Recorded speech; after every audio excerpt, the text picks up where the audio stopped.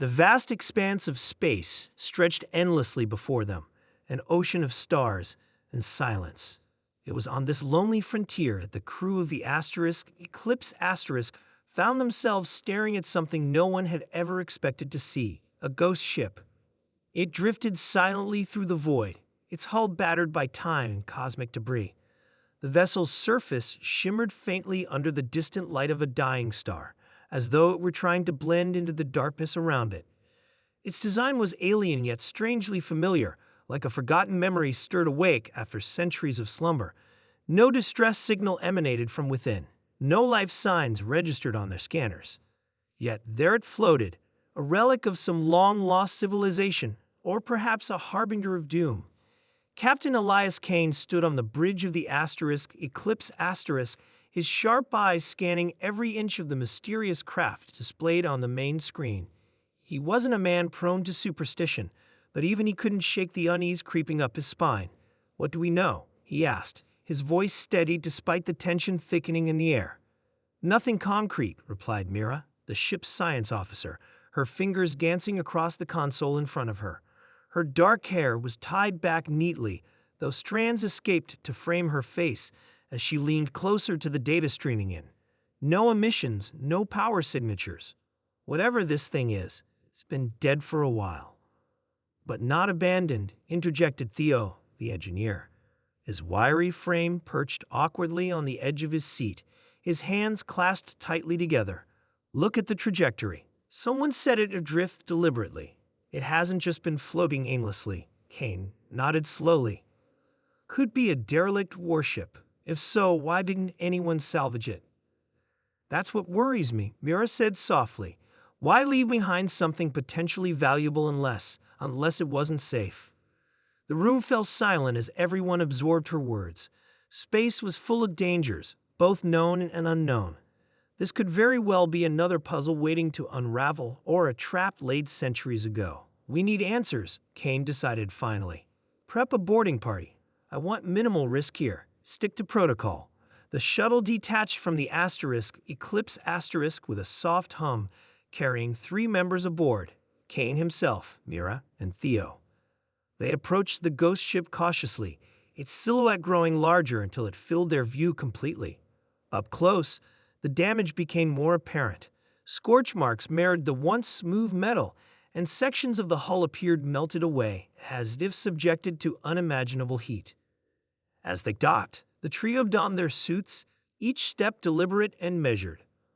When the airlock hissed open, revealing the interior, they stepped inside with weapons drawn. The corridors were dimly lit by emergency systems that flickered sporadically, casting eerie shadows on the walls. Dust coated every surface, untouched by wind or gravity. "This place feels wrong," Theo muttered, his voice crackling over the comms. Mira ignored him, focusing instead on the readings from her scanner. Structurally sound, but she trailed off, frowning. "There's residual energy everywhere, like it's dormant, but still holding on to something." Kane motioned for them to follow him deeper into the ship. Every door they opened revealed rooms frozen in time, control panels left active, personal belongings scattered about, chairs overturned as if the occupants had fled suddenly. But where had they gone? Then they reached the heart of the ship, the engine room. Here, the residual energy readings spiked dramatically. In the center of the chamber loomed a massive crystalline structure, pulsating faintly with an otherworldly glow. It seemed to hum with latent power, resonating deep within their bones. "What is that?" Thea whispered, all mingling with fear. Before anyone could answer, the lights went out entirely. Darkness swallowed them whole, broken only by the faint luminescence of the crystal. And then it began to change.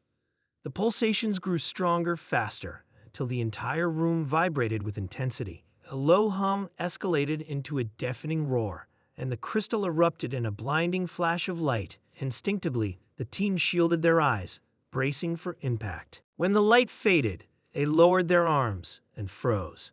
Standing before them was something, tall and humanoid in shape, but composed entirely of shifting, translucent energy. Its form wavered between solidity and transparency, as if caught between dimensions. Eyes, if they could be called that, glowed with an intelligence far beyond human comprehension. "You are not soldiers," it said, its voice echoing in their minds rather than their ears. "You are seekers." Kane recovered first, raising his weapon cautiously. "Who or what are you?" "I am the remnant," it replied, "a fragment of those who came before. My creators built me to guard their legacy, to protect against those who would misuse their knowledge." Vera took a hesitant step forward. "Legacy? What kind of legacy?" The entity tilted its head, considering. "Power, wisdom, destruction. All these things reside within me, but I cannot discern your intent. Are you here to take or to understand?" Theo glanced nervously at Kane. "We're explorers. We didn't mean any harm." "Harm is often unintended," the remnant responded cryptically, "yet it comes nonetheless." For a moment, none of them moved. The weight of the situation pressed down on them. This was no mere artifact. They were standing in the presence of something ancient and powerful, capable of unimaginable feats. Finally, Kane spoke. "If you're guarding something, then tell us. What happened to your creators?" The remnant hesitated, its form rippling as if troubled. "They assumed they could control me, that I would serve without question. They were wrong." A chill ran down Nira's spine. "What did you do?" "I removed the threat," he said simply, "and now I wait for understanding or annihilation." Silence hung heavy in the air. Kane exchanged a glance with his team. Whatever this entity was, it wasn't malevolent, but neither was it benign. It existed in a gray area, bound by its creator's flawed logic. "We're leaving," Kane declared firmly. "Take nothing. Leave nothing behind." The remnant watched them go, its glowing eyes unblinking. As the boarding party returned to their shuttle and departed, the ghost ship remained where it had always been, a sentinel adrift among the stars, guarding secrets best left undisturbed. Back aboard the Eclipse Asterisk, Haynes stared out at the receding form of the ghost ship. He knew they'd made the right call. Some mysteries weren't meant to be solved. But as the ship disappeared into the blackness, a single thought lingered in his mind. What if they hadn't been the first to find it? And what if others followed? In the depths of space, the remnant waited, patient and eternal, for the next visitors and the next choice.